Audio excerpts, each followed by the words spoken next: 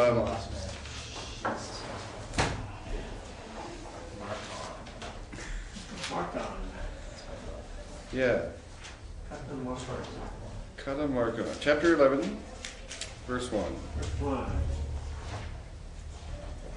And as they were entering into Jerusalem, into Bethphage and Bethany, towards the Mount of Olives, or the Mount of the Olive Trees, he sends two of his disciples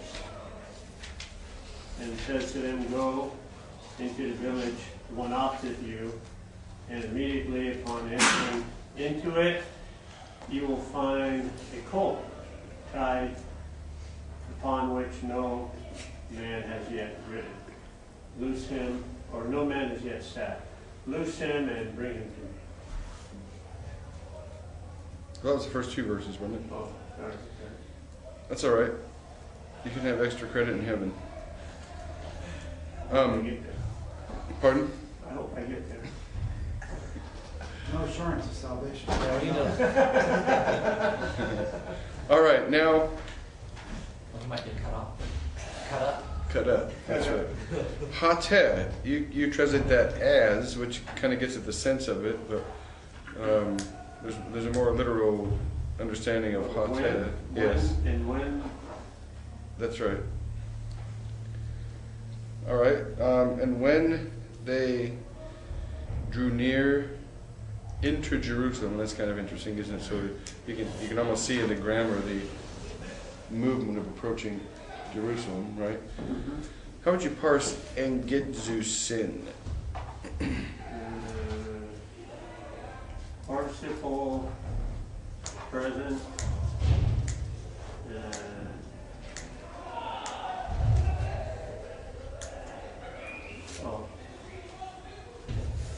present active participle, plural. Okay, now how sure are you that that's a participle?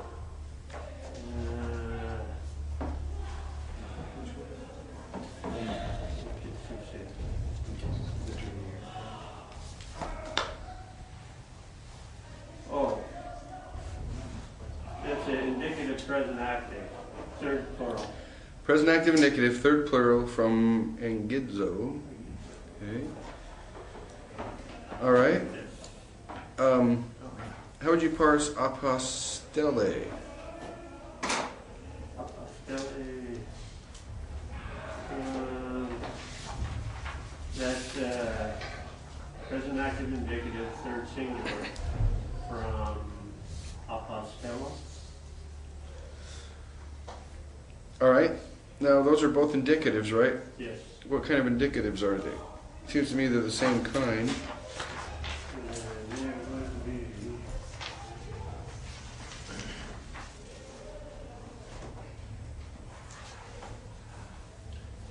Well, they're the indicative with. Well, no, they're. I would call them a declarative indicative. I would too. All right, very good. Pastor Joe, next on the list. Verse number 3. And if anyone says to you, "Why are you doing this?" you say, "The Lord has need of it." And immediately he sends it here again. Here again? It's here? No. Yeah, and immediately he is sending it here again. Well, he's going to bring it right back to you, in other words. Is that an idiom? I suppose it's a little bit idiomatic. All right, let me see. How would you parse epe, or ape? That is a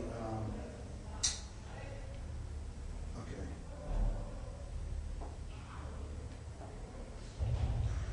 Present active subjunctive. Third singular. Okay, from what?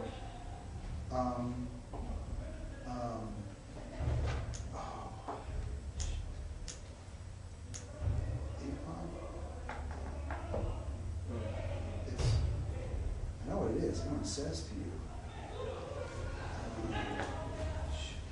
Well, it is in a sense from apon, but apon is from what?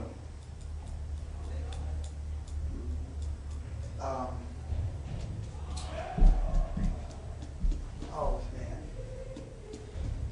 Family? No. Pardon? Lego. No. Lego? Is it from Lego? Lego.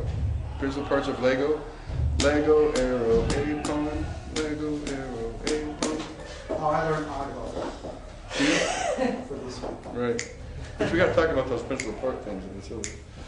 But yeah, so this is an aorist. Aorist, active subjunctive. Oh, okay. Well, Third singular from Lego. All right. How do you do poieta?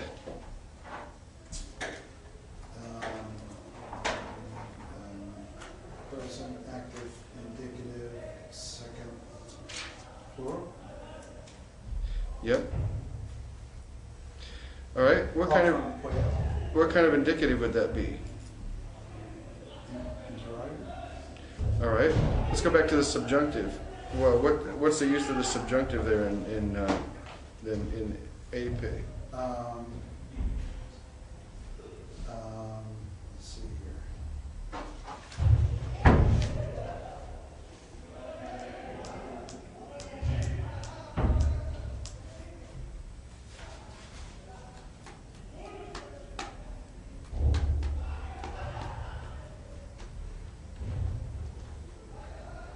That's a good question.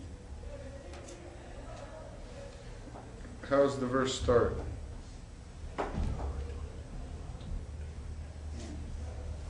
Well, the next word. Okay,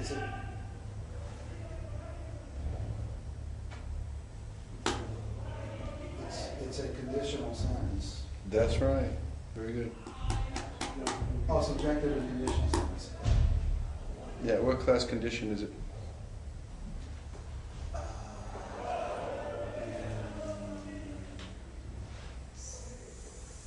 Third. Third class conditional sentence. Okay. If, and this is kind of complicated, if anyone says, and there's the content of what they say, what are you doing? Then, and there's no then here, but then say, what mood is, Imperative. okay, imperative. What kind of imperative is that? Aorist, active, imperative. All right, but how is it used? Oh, let's see here. It's a command. It's a command. In this context, especially if it weren't Jesus talking, you might, in this kind of context, you could almost take it as a request. If this happens, say this. But command, yeah. All right?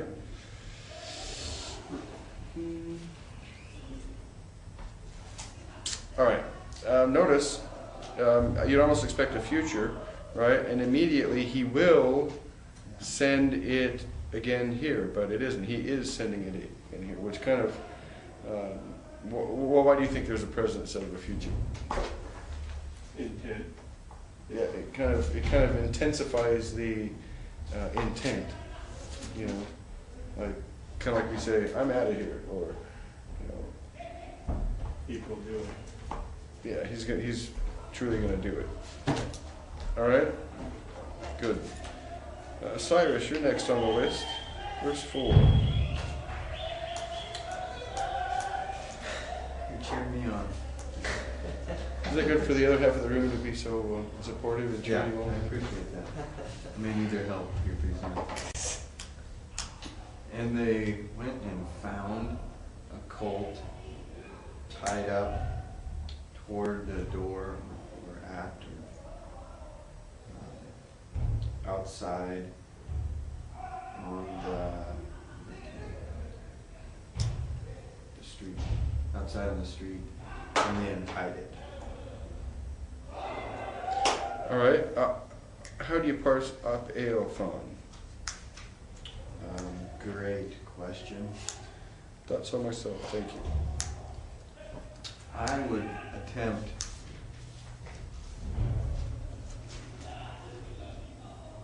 to call it an aorist. by that.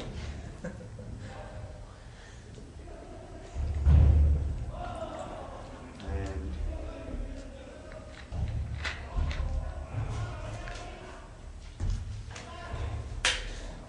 What think ye it be from?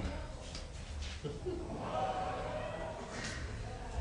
want to say from Airflow. Close.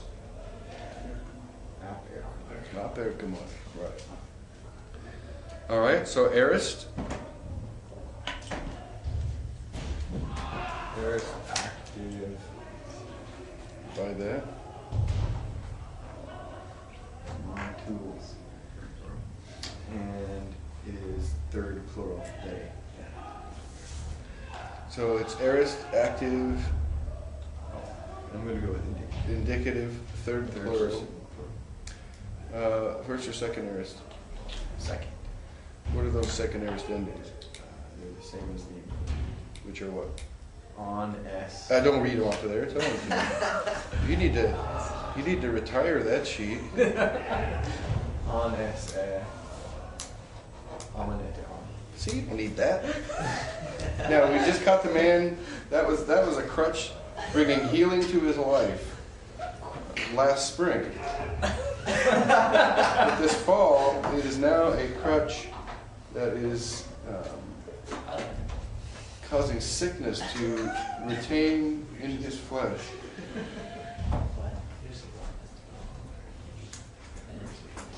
So you didn't need it, but you thought you did, right? Actually, mostly when I go through translate, I don't use it that much. So All right, well, on make the that spot. harder to get to. When I'm on the spot, I get nervous. I know. Sure. That's all right. That's, you're standing up teaching a Sunday school class, you're on the spot too. So make that harder to get to. You're probably in the same boat, right? You know those endings. I'm in the same boat as he is. You know the endings? Do I know him? Yeah. Kind of. Give me the first aorist active indicative endings.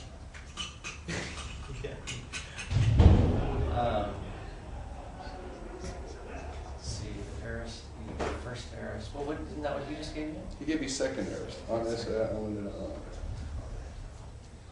So, Kind of. that's the secondary ending, right? Mine. Am I a tie? well, no, that's present. Okay, maybe I don't know. Saw. Starts with saw. Sauce, son. Saw, sauce, Sauce. Seth. Seth. Salmon, saute. Okay. Yours uses the secondary active, right? An aorist active. Well, sa, se is a lot like on, s, e. When it uses a sigma temporal infix and an alpha Oh, capital. okay, okay. Second aorist doesn't have the sigma. Right. Second aorist looks like the imperfect. And doesn't have the alpha coupling vowel either. It has the So that is the Omicron endings, well, without the sigma. and the second aorist has an omicron epsilon coupling vowel instead of the alpha coupling. Omicron epsilon? Which being interpreted means sa, se as opposed to on, s, e. All right. So if you don't have the endings down cold yet, you know what to do. Because it'll make this a lot easier for you, wouldn't it? You got to have the endings down cold. So, keep those sheets close by, but not too close. Maybe we forgot it, we gotta read that. Well, you're that much closer to having them, right? That's right. All right. Now you made me forget what verse I'm on. You just finished 4. Verse 4.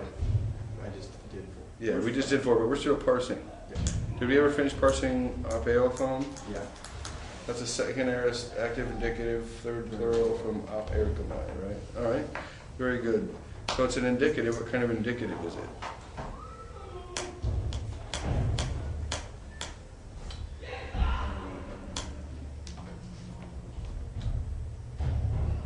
Declared. Yeah, I would say so. Parse dead demenon for me. What's it from, first of all? See, that's always the first question you ask, right? What's it from? Yes, it is. Deo. Descendeo. It's from Deo, which is I bind. That's right, so how'd you parse it? It would be the reduplication, so. There you go.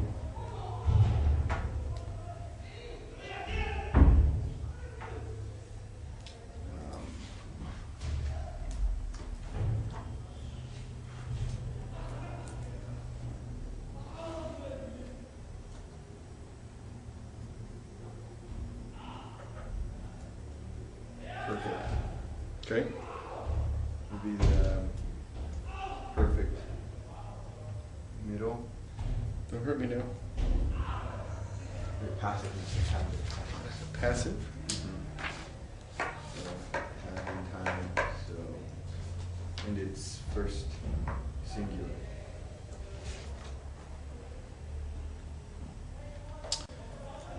It is. What would those endings look like?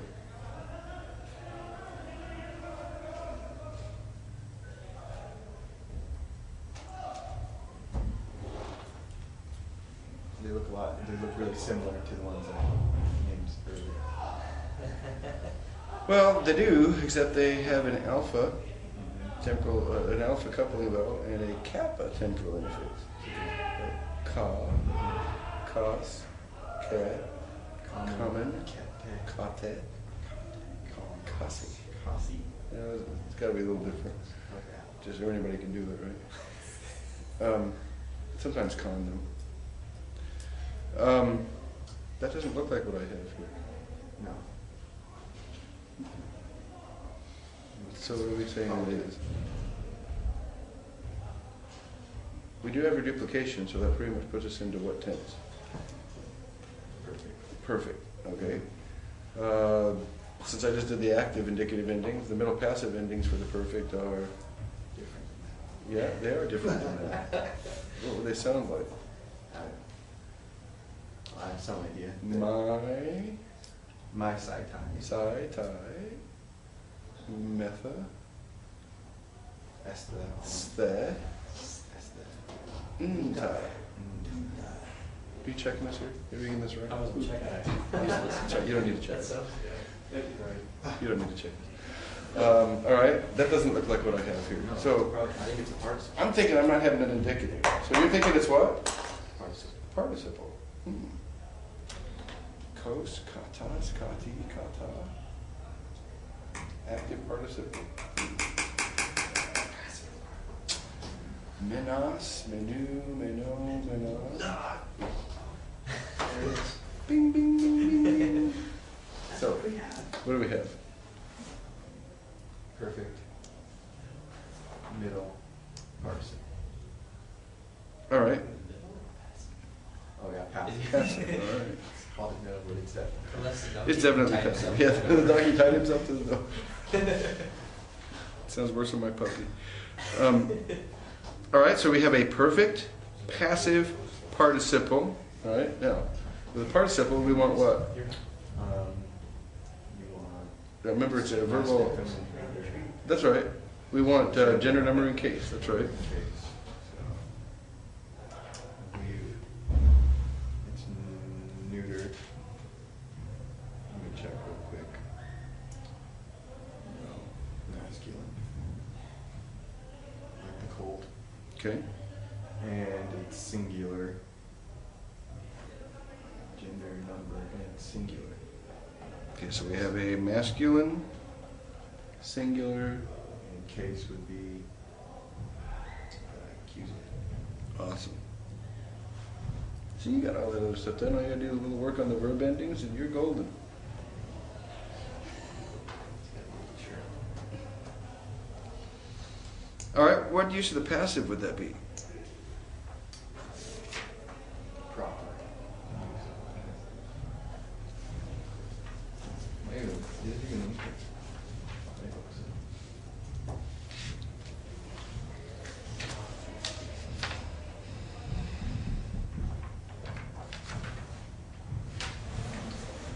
Looks simple.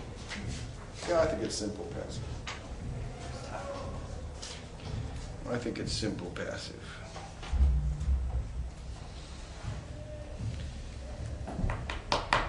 Anything else you want to tell me about that verse?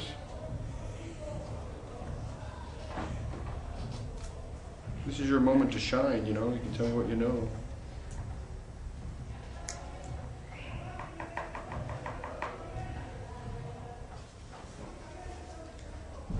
Nope. Thuron is accusative. Would you agree?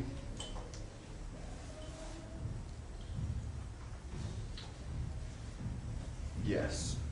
So what's the use of the accusative there?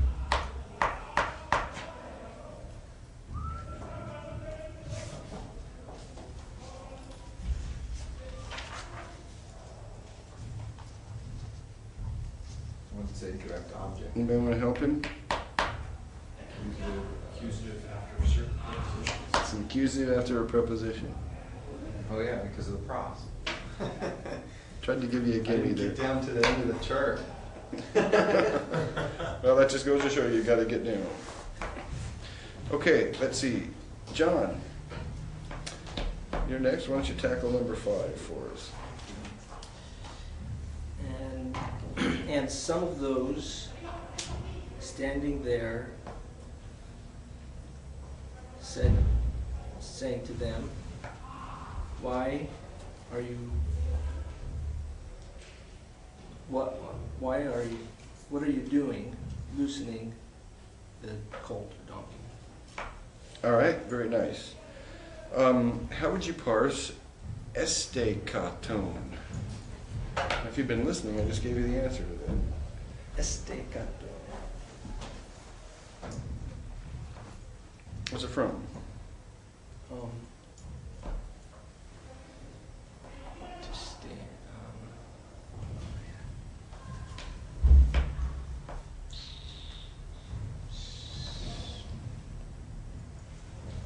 Can't remember that. Stays.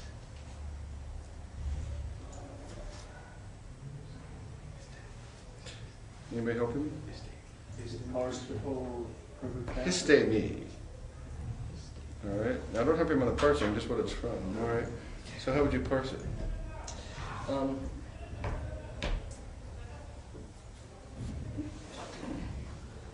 I'd say it is a participle, It is. present active indicative. Well, first of all, it isn't present. Second of all, you can't have participle and indicative in the same. Participle. Okay, it's a participle.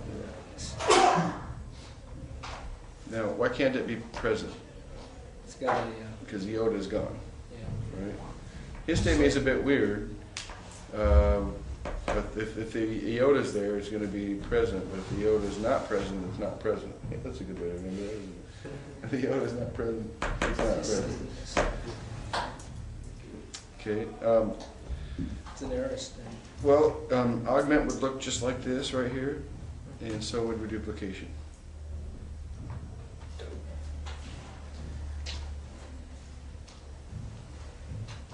So if it's not present, look for a temporal infix. See a temporal infix?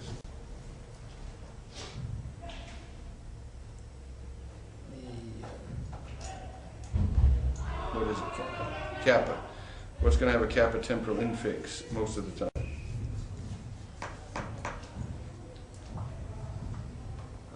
Or most of the time, what is a kappa temporal infix going to indicate, I should say?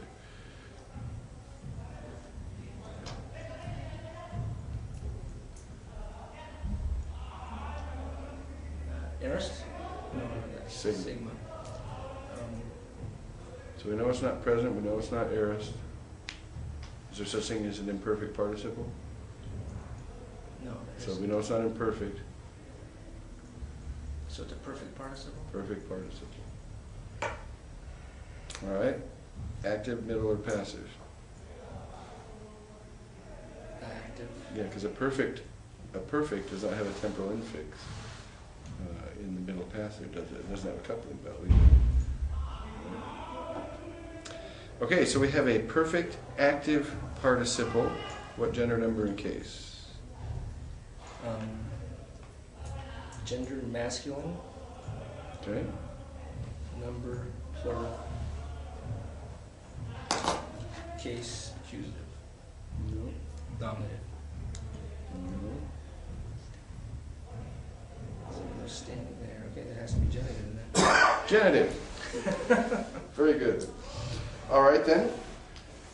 Now, what use of the genitive is this? Now, I look at the chart. Remember back when Greek was easy? No. We're quickly forgetting. This is why kids start as babies and not teenagers. So you can get used to it and grow with it.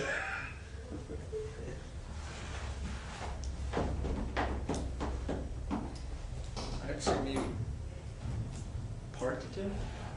I would say you were right. Did something right.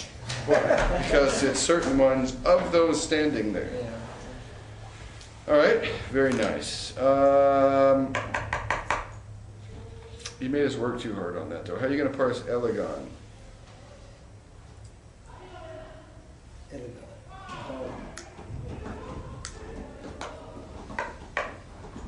That's an aorist. Don't go wobbly on me now. Okay. What's the aorist principal part? What's this from? Lego. What's the aorist principal part of Lego?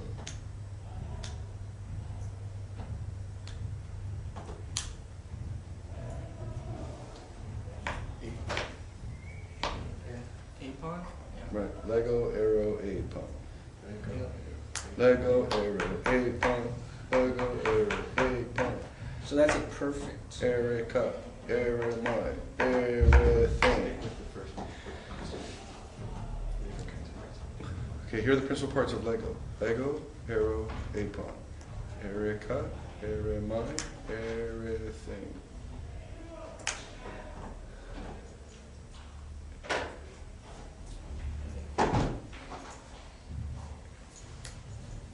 So that's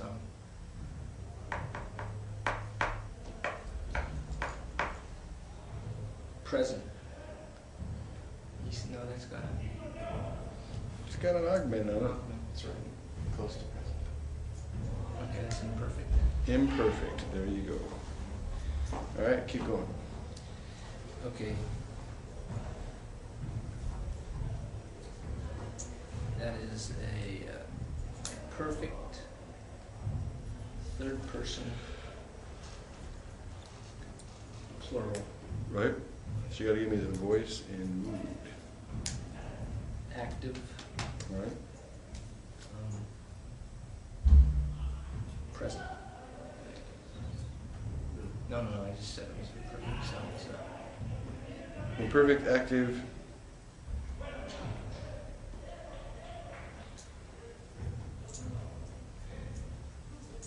indicative.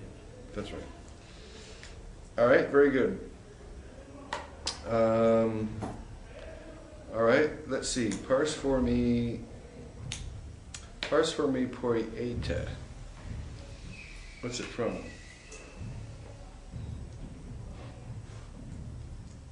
Poieto. To do or make or do. Poieo, Poieto. right? All right, now if it's from poieo, then now parse it for me.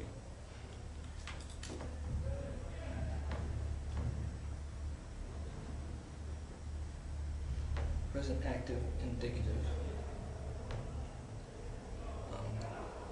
Third person plural.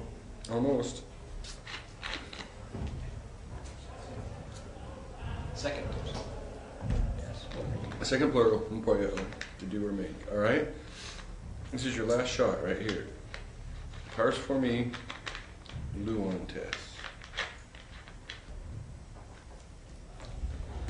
Okay. What's it from? Luo. Luo.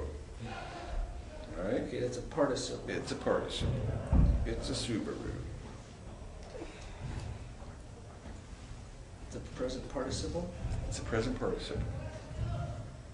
You're on a roll. Good job. Second. Tense, voice, mood, or participle goes in the mood slot, then gender, number, and case. So I need the voice.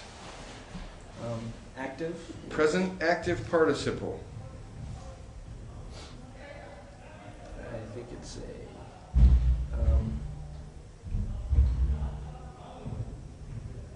masculine. Masculine.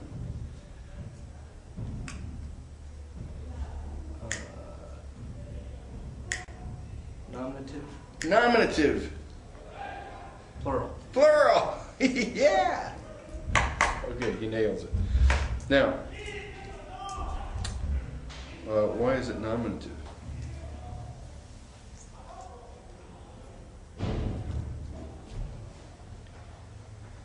It's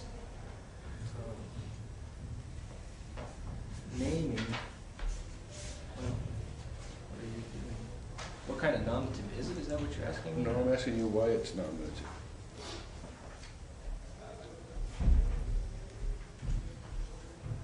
Well, it's part of that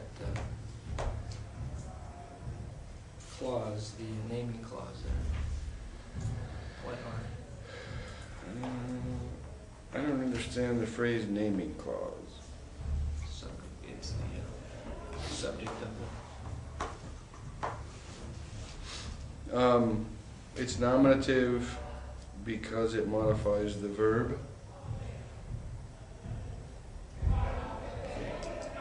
And because the subject of the verb is also doing the action of the participle. And the subject of the verb is nominative. Would you agree with that? Yep. All right, good. He agrees. Nice. All right, very good. Mark.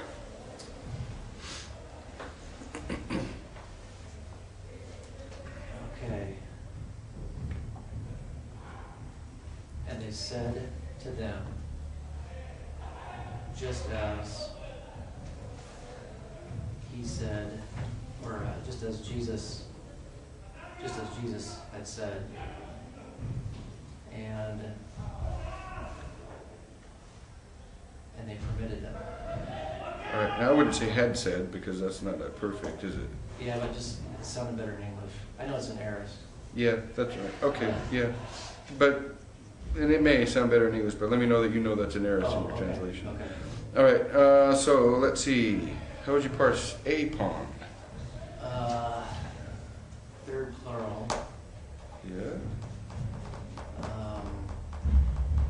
Aorist. aorist. Active indicative. Yep. From lingo. All right, how would you parse a pen? A pen is going to be a third singular. And the Aorist rest, active. and the rest the same, right? Yeah. Okay, very good. Now, how would you parse facon? What's it from? Yeah, that one has got to be a third plural. It is. What's it from? Affiemi. Affiemi. It's going to be a third plural. Is that going to be an aorist? Yes, indeed. Active indicative. It is indeed, because Is the, says the augment, is that what's making that eta? that's right. Because affiemi really has an apa prepositional prefix on it. Oh, okay. So it's a, okay. So the augment has to come after the prepositional prefix. Oh, yeah, that's right. Okay. And it's a kappa first aorist. So Kappa first aorist. this is a kappa. I was thinking it should be son, and it wasn't son, so I was. Yeah, this happens to be a kappa first aorist, so that was good. Aorist. All right. Why don't you do 7 for us too there? Okay. And they brought a bowl to Jesus, and they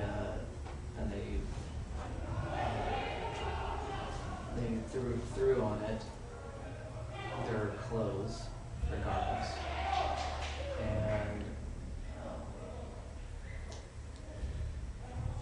he sat upon it.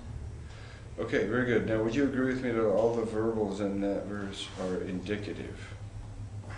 All of the verbals are indicative. Let's see. That one looks like it's indicative.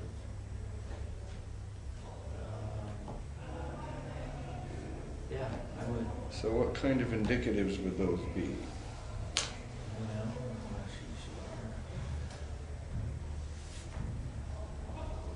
Those would basically just be declaratives. I would agree with that. All right, very nice.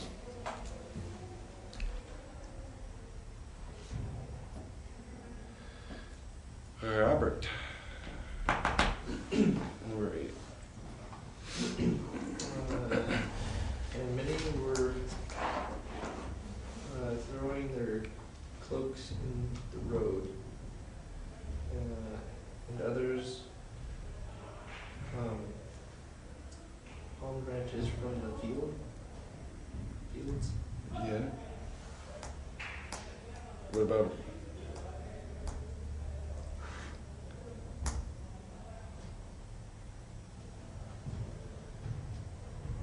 you didn't have that word. Yeah, that was. We're missing copsantes. No, I thought I remember looking it up. It was. Oh wait, is it? That's right. It was like. Oh, cut. That's right, cop to cut.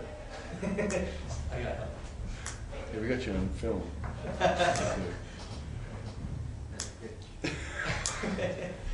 Okay. I thought that when I looked up branches and I was like, oh. All right. All right. Do number 9 up until the quotation.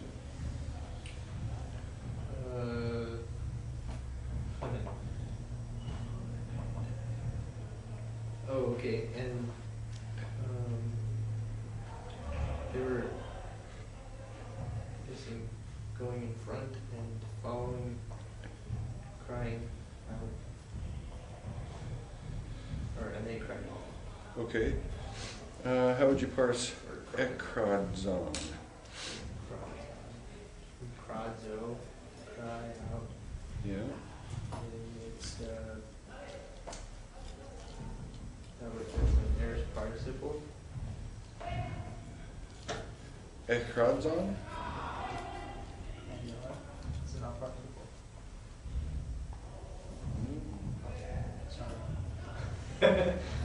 It's just aorist. This is the inspired word of God even. No, it's not aorist because you don't see a sigma or an alpha. And it's not a second aorist because you don't have a stem change, right? Okay.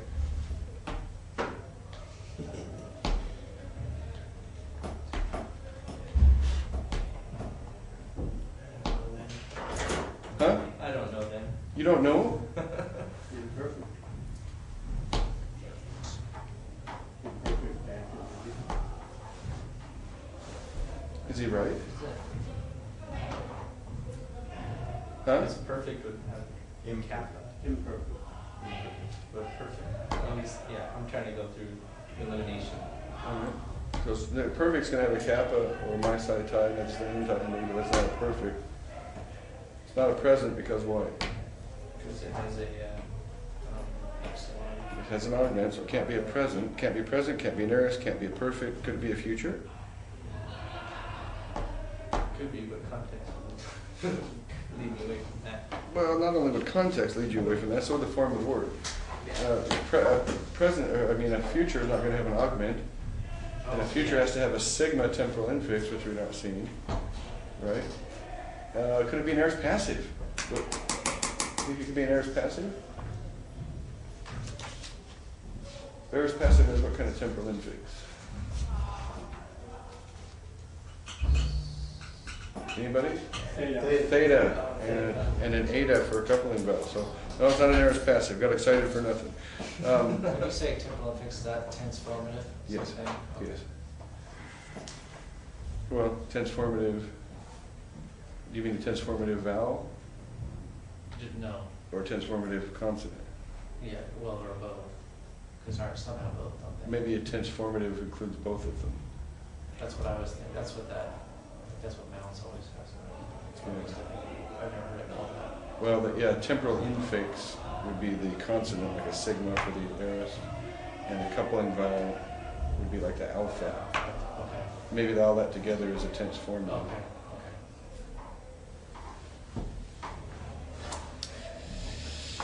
So what do you think it is? You think he's right? Is it imperfect? Seems to be, I think he's right. therefore I'm gonna change my translation. To what?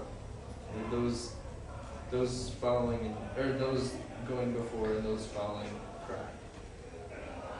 Out. We're crying out? Okay, we're crying out. What did you say? I didn't put those in there, I just said. Well, that doesn't have anything to do with how you parse that verb. That just has to do with how you deal with those other things there, which are what? Yeah. What are those other things there? Those other things? The verbs, you mean? Well, agon tes and akaluthun tes. Those are. Prophecy.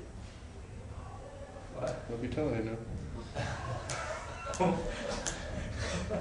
They're prophets. They're active prophets. No, I was just teasing you. What are those? Those are participles. Those are participles, and those are what tense? Uh, Very tense. it's, Hmm? they're present. Present tense participles, that's right. All right, very good. I can see you guys are going to have to get some heat on you in these translation and parsing things, huh? You guys are rusty. I got rusty. You guys got rusty this week. I do a lot better when I can look on one page. You can what? When I just look at it on a page. I don't do very good when you're. I don't know about other. Oh, it is under pressure. It is nerve-wracking. But yeah, that's, if you can do it under pressure, then you can do it. Is that a crowd sound, is that a cohortative indicative? That they were crying out? Cohortative or like involutive? No, I think it's just declarative. I mean, imagine what pressure I'm under here. It's one thing if you make a mistake, if I make a mistake, it's, the world falls apart. Film. I'm on film here for everybody. Talk about pressure. I hardly sleep at night during the week. Well, we should take the pressure off of you somehow here. I'll report you guys when you're talking to them. No. You're dead I meat. think Joe was offering to teach part of the class. Yeah, sure. Okay, you guys, we'll go home. Okay, Adam, you're next on the list. Okay. I mean, you're going to be, you want to stand up there in front of the youth group or in front of the church, right, with your New Testament? Don't you ever do that? Huh? No. You don't ever do that? No. Open Why up a not? message. Show and tell or something. Why don't you do that? Well, number one, I'd probably drop it. So I usually set. That's what we're going for here. Later, I'll tell you a story. Is that what you do? Sometime. You just preach from your Greek? Oh, I usually don't. I usually preach from the New American Standard. Although this week I was wishing I preached from my Greek text because I had so many things to say about the Greek. I meant to bring it into the pulpit and I forgot it.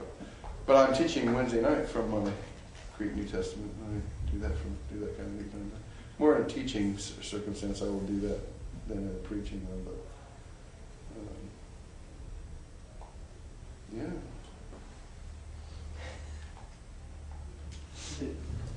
Verse 9 wasn't finished. That's right. So verse 9, that's right. I told them to go through. Verse 9, Hosanna, Say it, please. blessed is the one coming in the name of the Lord. Now that's from Psalm 118, as you see at the bottom of your page. Well, you probably see it there too, because that gives you quotations and read as well. Oh, yeah, okay. Question, why is it not the one coming in the name of the Lord is blessed or praised forever? Since Because Ergomenos has the. I don't think Michael W. Smith agrees with it. Participle. Masculine, Since the article is with Ergomenos, shouldn't that be the subject, and then eulogimenos be the. It is. It is. Yes, you're right. It says nominative, masculine, singular. In fact, you could say that that we have a predicate position and relationship here between ha ergomenos and eulogimenos. So yeah, the subject is the one coming in the name of the Lord is blessed, because that's a predicate adjective anyway, right? Nominative, masculine, singular. But blessed comes first. So which way are you going to do it in English? So, but if you said blessed is the one who comes in the name of the Lord, the one who comes in the name of the Lord is still the subject, right? Even in English, because Unless you're John 1:1. well, you have two nouns there. So you deal with the participles different? Well, yeah, because one is an adjectival participle. Uh-huh. Well, they're both adjectival participles, but one is used substantively and one is used as a predicate adjective. So the predicate adjective is not going to be the subject of the sentence. I would Would you say. say, in verse 10, would you say that right below there, that's the same thing except it's feminine, nominative, feminine, singular, Yeah. like you described it? The coming kingdom of our father David is blessed. Blessed is the coming kingdom of our father David. It's the same sort of deal. So Hosanna, yes, it means to save us. It's from the Hebrew word Yasha, and it's the same word that the name Jesus comes from, and Joshua comes from, Yasha. But in Psalm 18, it is a hiphil. So a hiphil, perfect, has to have a hey on the front of it. So that's where you get Hoshea. Right? And it's actually two words in Psalm 118. Hoshea, hiphil, perfect, to save. And then the energic na, which means, well, which adds energy and intensity to it. It could be translated now or please. Right? So it's Hoshea na in Psalm 118. But here, Hosanna. So it is, in fact, if you look at Psalm 118, it's just full of, it's please save now, please. And that please is repeated. I mean, it's just full of this desperate language for salvation. It's really quite interesting.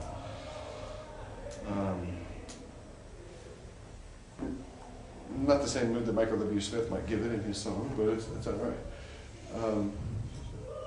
That's what it means, yeah. All right, so we already said, blessed is the coming kingdom of our father David. Hosanna in the highest. All right, Adam, verse 11 then. Already. And he went into Jerusalem, in the temple. And he went into Jerusalem, into the temple, and after looking around everything, already being a late hour, he went into Bethany with the 12. All right, after looking around what? How did you do that? Everything, all things. Well, yeah, you'd probably have to add something in English after looking around at everything. Right? But it's, well, how's it functioning there? Panta. It's the object of looking around. Direct object, yeah. Well, how do you parse looking around? That is in aorist, middle participle, and it is nominative, masculine, singular. It is indeed. All right, how do you parse ace aophen? It's aorist, active, indicative, third singular, from Macer. All right, very good. That's kind of interesting idiom, right? It already being evening of the hour, right? literally. That's a genitive there, right? Tes horos. What kind of genitive would that be, Paul? The thesaurus, Don't look, you know it. genitive of time. Okay. I was making sure that was one of That's one of them. them. Okay. It sounded familiar, but I couldn't remember. That's right. All right, very good. Do number 12 for us, please. Alrighty.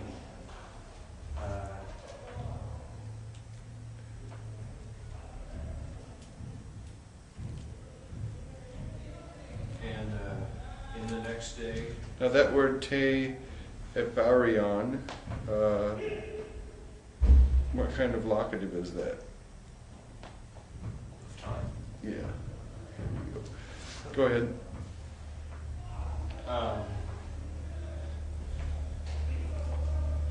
While they were going out from Bethany, he was hungry.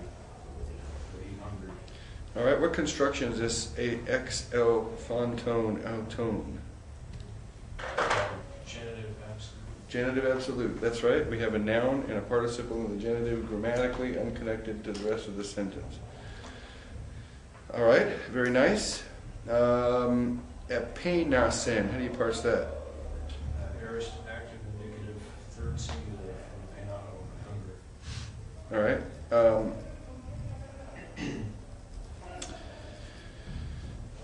I don't think there's anything in terms of what we studied tonight that's particularly remarkable there. We could go on and on about declarative indicatives and stuff, couldn't we? But maybe you can find something in third. Huh?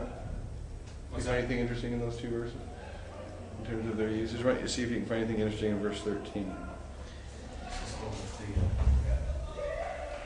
what's the next one? I thought. Okay. Seeing the fig tree from a distance,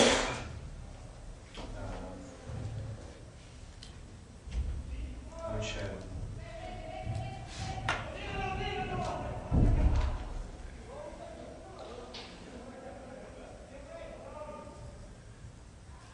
this next phrase there kind of messed me up.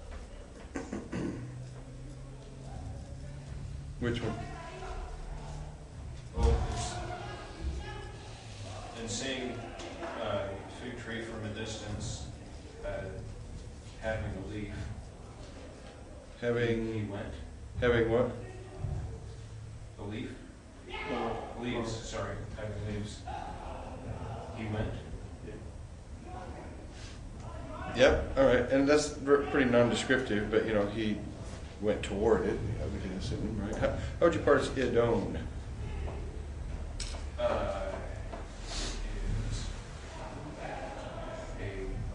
a present. Don't hurt me now. I'm sorry. Don't hurt me. Pardon? Isn't it present? No, sir.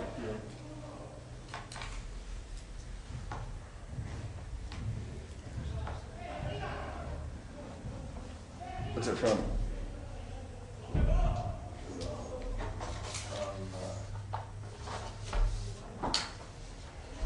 Probably arrived. Principal parts of Harao, opsami, adon. Okay, it's in the Harris. Arist. Why is it id? Because it's second Harris. Because it's second aorist. Yes, it is. And it lost the epsilon. Why? I don't remember the rule. Yes, you do.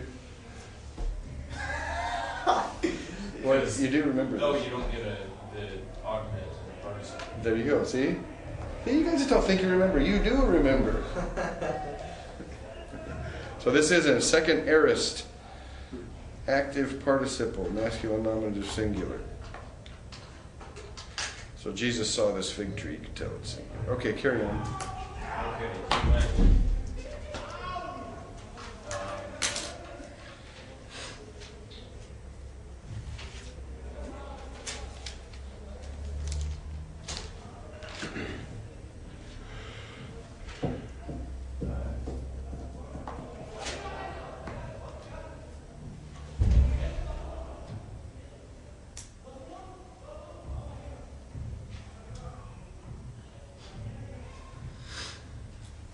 He might take something he will find in it.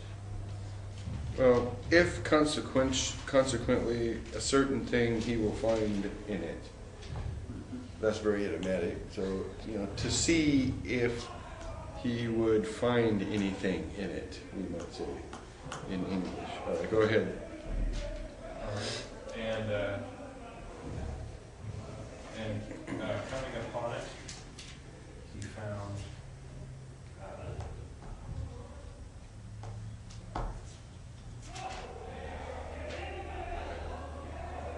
nothing but leaves. Yes, that's right. Why? For the time was not ripe, or the time was not of ripe figs. Yeah, it was not the time of figs.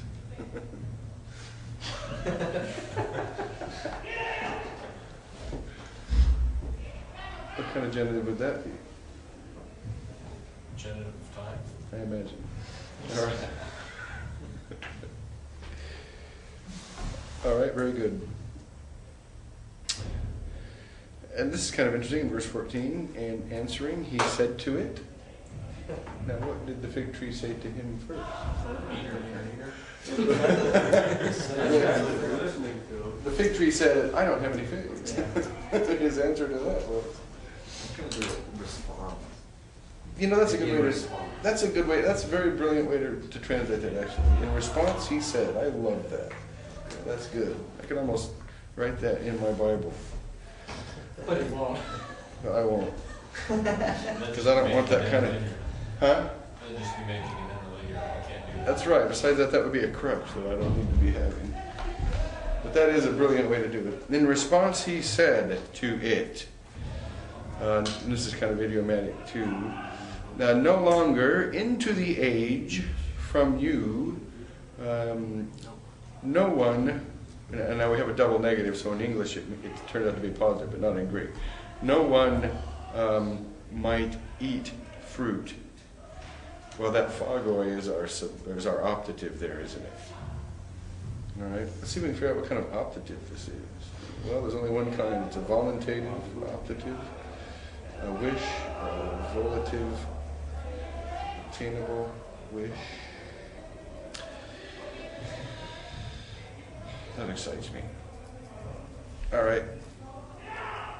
No longer is anyone ever going to eat fruit from you again, and the disciples. Yeah. How would you parse a kuon? What tense is that?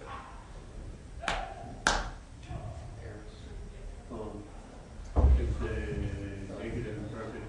It's an imperfect. It's an imperfect. Yeah, Yeah, and his disciples were listening to him, you might say. They were listening to him. Maybe they were thinking he has gone nuts because he's not the season for figs. He comes to a fig tree and it doesn't have figs, and so he curses it. And he's answering it, yeah. Right. Well, that's Mark's circumlocution there, isn't it? But anyway, verse 15, and coming into Jerusalem, and entering into the temple, he began to cast out the sellers and the buyers in the temple, and the tables of the money changers, and the chairs of the sellers of doves. The birds all around the end and turned them over. Yeah, and he turned them over. And he did not allow, in order that anyone might bring through the temple a vessel. So he didn't allow stuff to be brought in there anymore, particularly to be sold. They were buying and selling stuff for sacrifices, right? And it kind of seemed okay at the time until Jesus got there. Now we have an interesting use of hina here. We should see if we can figure out our subjunctive, right? In order that anyone might, our subjunctive is D and name K. That's from Pharaoh Oiso Ainenka, so Dia Pharaoh. Sounds like a movie star, doesn't it? But Dia Pharaoh, and so this is actually an aorist subjunctive here. So what sort of subjunctive do we have here? It's going to be with hina. Purpose So- result. He did not allow, did not let.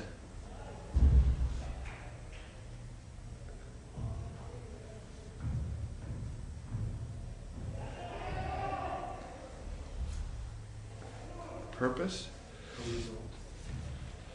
I think it's almost a substantival hina clause because he did not let anyone, he did not allow this. So it's almost the object of the verb to allow, isn't it? That's the way I would look at that, I think. He did not allow in order that, I don't think it's purpose or result. I kind of don't think that. But that's where you could argue probably. Well, the intended result was no one would be able to go through, bring a vessel through the temple. Yeah, and that's why I think you could allow it, because you could, even purpose, his purpose. But the grammar is odd, isn't it? This is the reason is normally if it's a purpose or result, the grammar is going to flow. I came in order that you might have life, right? That would be purpose, kind of a thing. But here, he did not allow in order that, and it's almost a wacky grammar there, isn't it? So that's why I'm thinking that it is that hina clause is operating as the object of that verb to allow. Well, it's interesting, it's like he stopped all what was going on, grabbed their attention, and he began teaching them and speaking to them. So he held their presence, just froze everything in time. It says in verse 17, he taught them and spoke to them. I mean, he obviously had their ear at that point. Yeah, now in that edidasken there is going to be an imperfect, isn't it? Now we're going to learn about an imperfect, an inceptive, I think it's called an inceptive imperfect in some grammars. I don't know what he calls it in here, but and he began teaching them and began saying to them. So sometimes the imperfect, you've heard me translate that a lot of times with an imperfect. It can be translated, he began to do something, so it indicates somebody begins something, right? So then he began teaching them, and he was saying to them, is it not written that my house will be called a house of prayer to all nations, by all the nations, I might say. But you,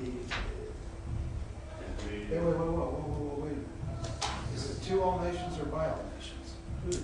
I think by, because we have a passive verb here, and this is probably an instrument of agency. What's the Hebrew saying, Isaiah? I didn't look that up. But that doesn't necessarily answer our question here, because this was probably a quotation from the Septuagint. It would help us, though. It would be interesting to look that up. I mean, it would be at least interesting, but it could help us. My house will be called a house of prayer by all the nations, in all the nations. It could be deliberately ambiguous. Or for all nations. Yeah, what about for all? It could be for all the nations, and that makes a lot of sense. Then it would be a dative of advantage, wouldn't it? That's what the OT says. Does it? Well, it might be a lamed in the Hebrew Bible then. Oh, well, it might be a lamed in the Hebrew Bible. For all the nations. Hey, we're going to find out in a minute, maybe? Huh? Are you looking that up in your Hebrew Bible there? Yeah. So it's like 56:7, right? Yeah. Darn it, that's a long verse. Yeah. That's how the New King James translates. ASP is 2 As well. 4. For the nations. It's the last phrase in English, if that helps you, Mark. Yeah, so does the NKJV. Oh, yeah, it is a llama, Okay, there you go then, but the llama's got a pretty wide usage see? too. It does have a word usage, which is similar to the dative form in Greek, actually, so. Yeah, right. So it could be 2 or 5. We should look at the Old Testament context sometime. Well, we as in, I don't know what kind of we that would be, that is like you do it on your own time kind of thing. Moses is 4? There we go. Well, that's gotta be it then.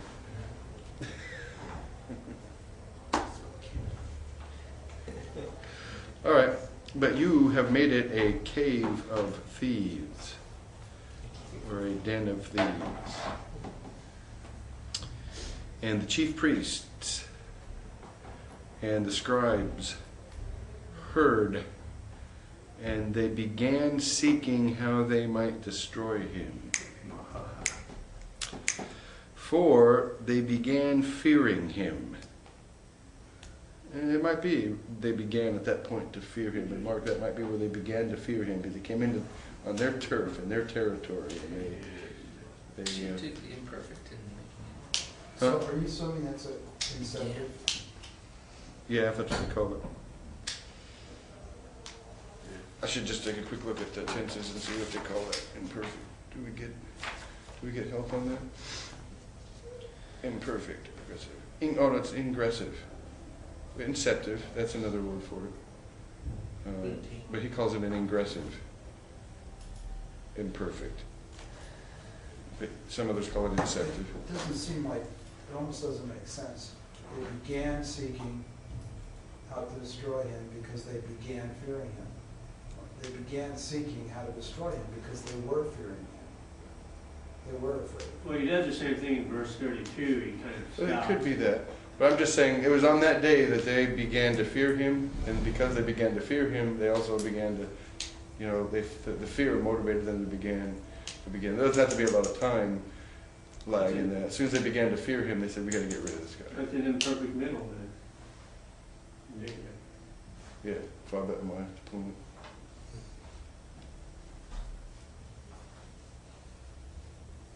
Could be. It could be The either same way. thing happens in verse 32 where you don't really get, it's like a incomplete everything.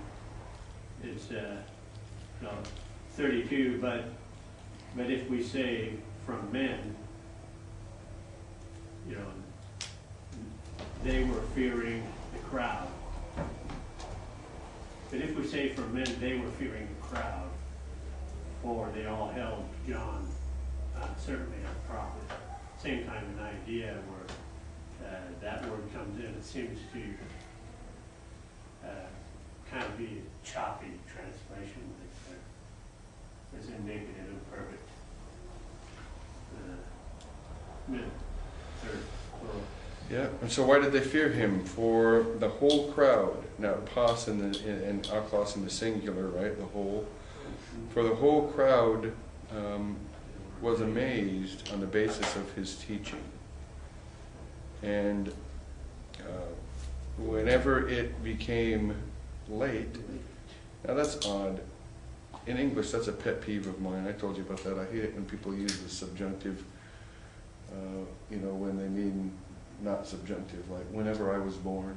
Well, I can tell you the exact date I was born. You know, whenever something in the past doesn't normally work, does it?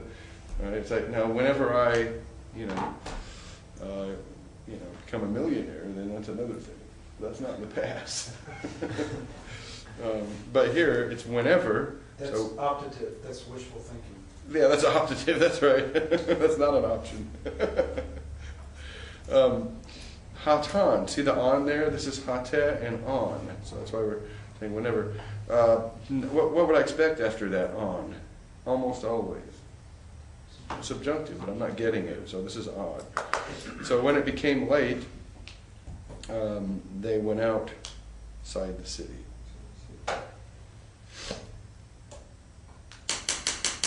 So there you go then. All right.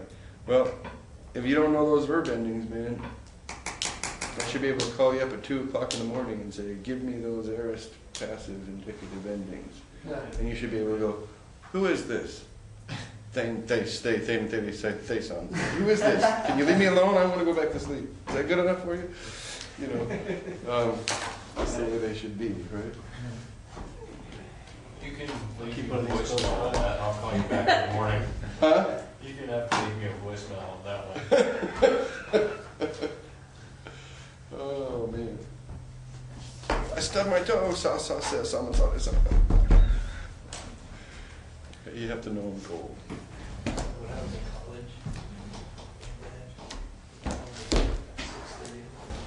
college. Okay, talking about principal parts from Metzger. On page 87, you see Metzger, or you see principal parts in Metzger. What are the principal parts? Well, present, future, aorist, perfect, active, perfect, middle, and aorist passive. Remember, I've been reciting some of these principal parts to you, like Lego, arrow, apon, ta, thing. Various ones like that. Well, for today, you should have learned the principal parts for auto. I didn't clue you into that. And so for next week, and we're only learning one. This is only to give you a taste of it. I don't know what to say, you know, back in my day or normally or, you know, it used to be or whatever, but we used to have lists of these things to memorize, right? Whenever was. Huh? Whenever was. Back in the Yeah, day. whenever I took Greek. Back in the day. Back in the day, you know. But this is just to give you a taste of what this is like. And so I've picked out a few important ones. And so next time be ready with these two, ago and ginomai. So what are the principal parts of ago? Ago, oxo, agagon, or alternately axa. Now, aka doesn't occur in the New Testament, so you wouldn't really have to know that. And agmai and agthing. And then ginomai is on another page. Ginomai, genesamai, eganame, gegana, gegenamai, and egenethane. Now, you know, genomai happens a lot, right? And especially in the aorist. Egename, you see that all over the place. So memorize ago, memorize ginomai, and then in the future we'll memorize didomai, heurisco, sozo, and tithing. Okay? So be ready for that to be, those two words to be on a quiz next Monday.